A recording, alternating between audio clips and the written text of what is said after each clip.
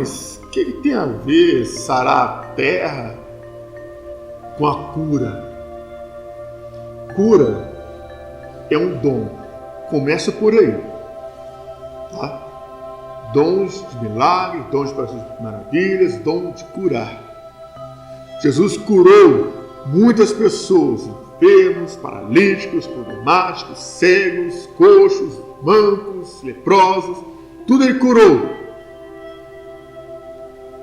Mas num cenário específico, onde não havia necessidade de cura, ele sarou uma terra ferida.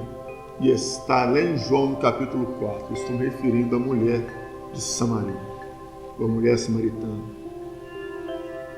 Ele não foi ali para curá-la, foi ali para sará-la. Mas nós aprendemos que vocês dizem que é em Jerusalém que se deve adorar, mas nossos pais adoravam neste monte. Não, mas eu sei que quando Cristo vier, Ele nos ensinará todas essas coisas. Nos ensinará todas estas coisas. Nos ensinará todas estas coisas, mulher.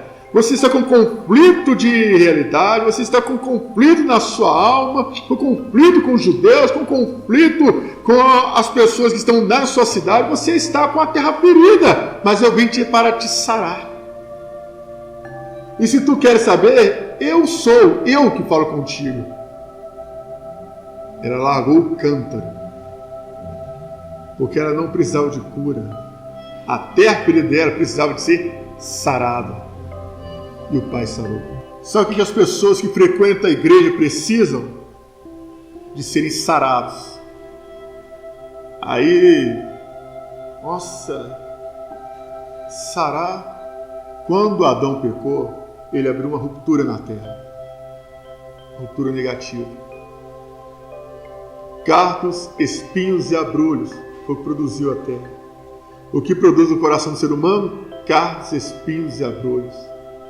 O que é gerado na alma do ser humano, em sua natureza, dores, tristezas, angústias, depressão, opressão e toda espécie de sentimento semelhante a este, é o que vai permeando na alma do ser humano, porque é da natureza do homem que a sua maldade vem aflorar mais do que a sua bondade.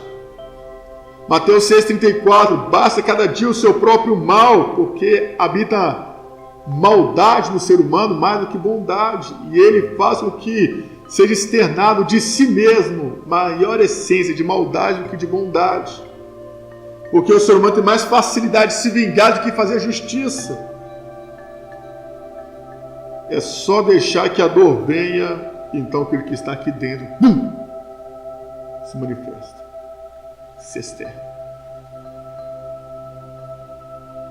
Muitos de nós frequentamos a igreja, viemos aqui para cumprir um ritual, até porque talvez seja aqui um lugar de graças a Deus, aqui eu posso ser um pouco de eu mesmo, porque existem certas barreiras, obstáculos que precisam ser quebrados, e a maioria das pessoas vivem nesta ótica, nessa visão.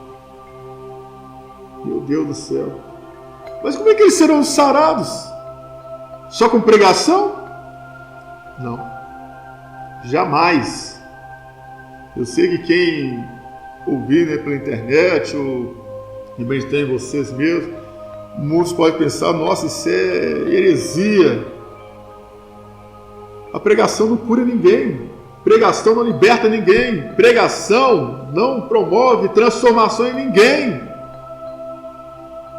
A pregação é só tocar a trombeta, ela só desperta a pessoa, mas se ela despertar, ela não foi ensinada naquilo que ela é despertada, ela vai continuar nessa, porque ela ouviu, mas não aprendeu. A base do aprendizado, do ensinamento, é aqui. É aqui que as coisas acontecem. É aqui que depois de ouvir, você pode sentar, ele está sentado.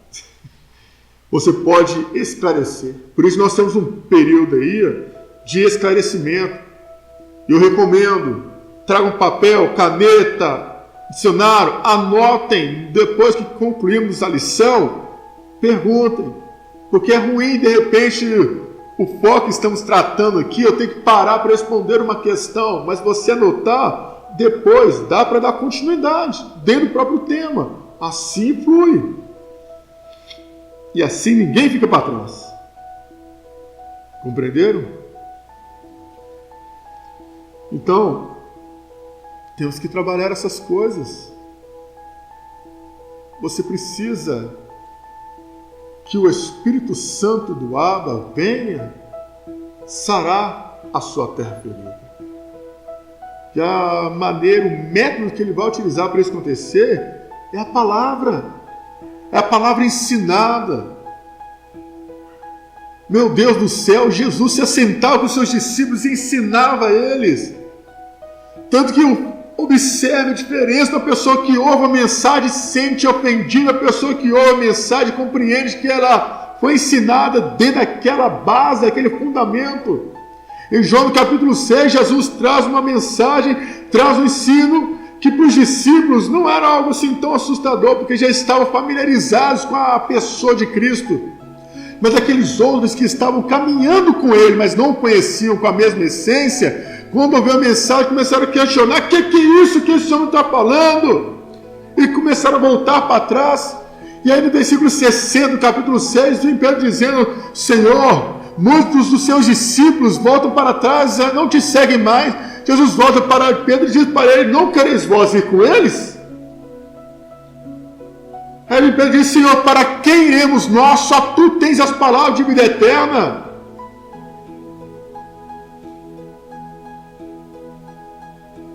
Mas no dia de hoje não.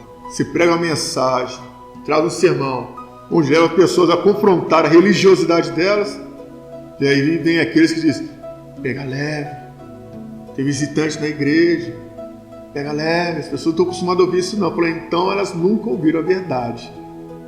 E de quem Deus vai demandar das mãos a mensagem que não foi pregada e permitir que o ímpio morresse na sua impiedade e o pecador morresse na sua pecaminosidade?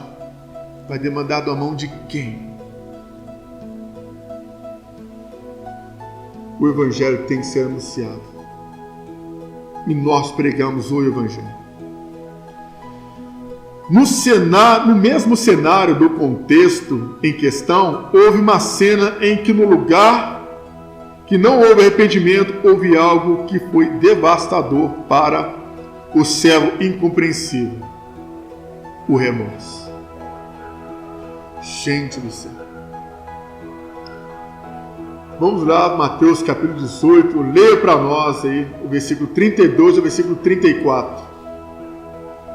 Veja que coisa aterrorizante.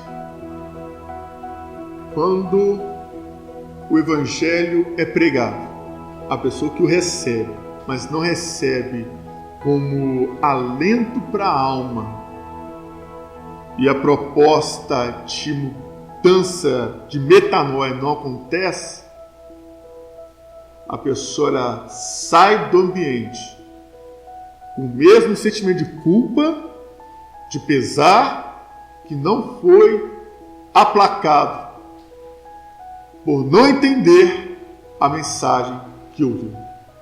Assim aconteceu com o servo incompreensível, que após ouvir a mensagem, ele não compreendeu que o seu Senhor estava lhe perdoando toda a dívida, que ele podia viver em paz com sua família e recomeçar a reconstruir sua vida.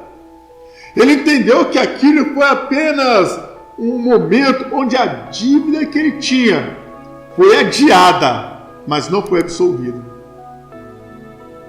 E quando isso não entrou na alma dele, que ele pensou: eu vou fazer agora e juntar dinheiro. Eu vou começar agora a buscar todos que estão me devendo, para arrecadar para poder pagar a minha dívida. É impossível. O ser humano não tem condição de pagar a dívida que ele tinha com Deus pela queda de Adão. Por isso é necessário que Cristo pagasse a dívida por nós. Mas se você não compreender a mensagem da salvação em Jesus Cristo, você não vai conseguir viver a essência do perdão e não vai conseguir perdoar. não vai conseguir amar, não vai conseguir viver esse vínculo de relacionamento entre você e o Abba. Você vai viver toda a sua vida preso aos algemas da religião, mas nunca irá conhecer o perdão e a salvação em Jesus Cristo. Quando a Bíblia diz, se pois o Filho vos libertar, João 8,36, verdadeiramente sereis livres, está mostrando que não se trata de um conceito denominacional, eclesiástico, religioso. Está tratando de relacionamento, revelação, descoberta. E só descobre a verdade, só conhece a verdade nas Escrituras. E toda a Escritura aponta para Jesus Cristo. Nele está cravado o nosso pecado, nossas maldades, nossas mazelas, nossas misérias.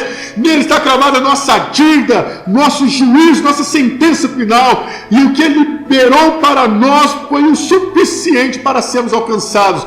Pai, perdoa-lhes, porque não sabem o que fazem. E o Pai perdoou. Por isso podemos chegar com confiança ao trono da graça, a fim de alcançarmos favor em tempos como esse. Mas se você não viver o arrependimento, vai viver com remorso. A culpa sempre estará lá. E no final, você não vai conseguir viver novidade de vida no Espírito.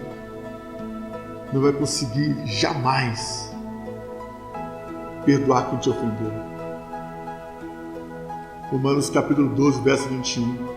A ninguém torneis mal por mal, mas vence o mal com bem.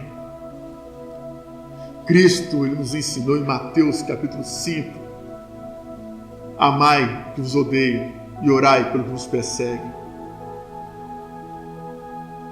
Porque fazendo isso, amontoarás brasas de fogo sobre a vossa cabeça. Durante muitos anos, as pessoas estão convivendo com o remorso dentro da igreja. Eu vejo as pessoas falando do Outubro Rosa, quem falou sobre o Setembro Amarelo, quem falou sobre a importância de tratar suicídio, as pessoas que cometem esse ato.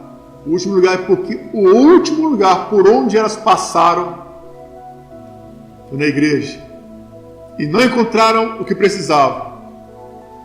Se eu não encontrei na família, não encontrei numa clínica, não encontrei na igreja, que foi o estado final da minha procura, porque vamos falar que Deus faz, então realmente para mim não tem jeito. E a melhor coisa a se fazer é esse término da própria vida. Não é o melhor caminho. Não é o único caminho. Na verdade, João capítulo 14, versículo 6 diz que Jesus é o caminho. Ele é o caminho. Então, se há um lugar por onde devemos buscar auxílio, consolo e alento, é na palavra, em Jesus Cristo, é no caminho. O que acontece quando o sentimento de haver cometido pecado contra Deus e ofensa contra os homens não causa um impacto em nós, segundo o poder do Evangelho? A culpa, a mágoa, a ofensa, a dor de um trauma na infância, de um abuso, de um toque indevido, de uma desavença ou qualquer outra coisa semelhante a essa que você sofreu ou causou a alguém, seja no passado de velho homem ou pós-confissão de fé, não importa, seja você o ofensor ou o ofendido, a vítima ou o réu, tem que resolver. Gente, talvez seja ao ponto de vista, né? Eu enxergo isso como algo não tão assustador, porque já passei por essa fase, mas talvez para quem ainda não viveu isso, esteja impactado, porque nunca ouviu algo desse teor, e principalmente se tratando de escola bíblica, porque a maioria é de cunho superficial. trata de coisas superficiais, não entram em detalhes quais nós entramos aqui. Mas se não houver esse tratamento, não haverá reconstrução. Os muros continuarão fendidos. A sua guarita estará desguarnecida. Não haverá sentinela. E o problema maior é que essas coisas vão afetar você, aqueles que estão em volta de você, e o pior, uma geração inteira que está por vir. Essas coisas são mais compartilhadas do que propriamente a exposição do Evangelho, a exposição da verdade. As pessoas podem compartilhar, comentar de tudo, mas essas vertentes aqui, tem aqueles que preferem guardar para si, para depois passar adiante dizendo, eu sei, e você não sabe. Isso são coisas que é dito em casa, mas tem que ser proclamado aos telhados, aos eirados, para que outros ouçam e busquem também. Por isso que nós levamos essas mensagens para o YouTube, levamos para o Instagram, levamos para o Facebook, e aonde pudermos levar, vamos levar também, porque o propósito é que outras pessoas que estão morrendo lá fora, por causa do segmento da religião, conheçam a verdade ela está em Cristo, está em Jesus Cristo, na revelação do Filho de Deus, aquele que é o alfa, o ômega, o princípio, o fim, o primeiro, o último, o que era, o que é e que há de vir, aquele que é o mesmo ontem, hoje, eternamente, o caminho, a verdade e a vida, o único mediador entre Deus e o homem, o Cordeiro de Deus que tira o pecado do mundo, o leão da tribo de Judá, não importa o objetivo que é empregado a ele, todavia, desde a eternidade, ele diz, eu sou. Graças a Deus, Abba Pai. O arrependimento que não te levar a refletir no seu passado e buscar corrigi-lo, não é arrependimento. É assim que a maioria está vivendo dentro das igrejas. O arrependimento te faz colocar a casa em ordem. O remorso te faz conviver com a sujeira. Anota isso aí. O arrependimento te faz colocar a casa em ordem. O remorso te faz conviver com a sujeira. A culpa mata, a confissão liberta. Então preste atenção. Nós temos na Escritura o cenário de dois homens que chegaram a um ponto crucial de suas vidas. Eu estou citando aqui Pedro e Judas. Pedro era pescador, era o primogênito de sua família, cresceu ajudando seu pai, que também era pescador, cresceu dentro do segmento de pesca, se tornou um bom profissional naquilo que fazia, e ele teve 2 encontros com Cristo antes de ser chamado. No primeiro encontro que ele teve com Jesus foi na casa de Jesus a convite do seu irmão André. Quando este esteve na casa de Cristo a primeira vez, sem compreender do que se tratava, Jesus, quando recebeu sua casa, lavou-lhe os pés e disse: tu és Pedro, mas tu serás chamado Cefas, quer dizer pedra. E aí, naquele momento, Pedro não considerando, porque era tradição, quando o visitante chegava à casa de alguém, o anfitrião lavava-lhe os pés, como forma de identificar que ele é bem-vindo àquele ambiente. E assim, depois que eles saíram, Jesus teve a experiência de passar pelo deserto, então voltando ele, viu novamente Pedro e João, e os André, e os demais que estavam ali lançando redes. Naquele segundo encontro, Jesus ele trouxe ali, de dentro do barco, um sermão, que chama de Sermão da Montanha. E aí, dali ele trouxe um sermão que falava acerca das bem-aventuranças. Em Lucas narra de uma forma, Mateus narra de outra, mas o cenário é o mesmo. E a partir daquele momento ali, terminando aquele discurso, diz para Pedro e aos demais: segue-me. E eles se levantaram e seguiram. Essa seria então a ordem cronológica da coisa.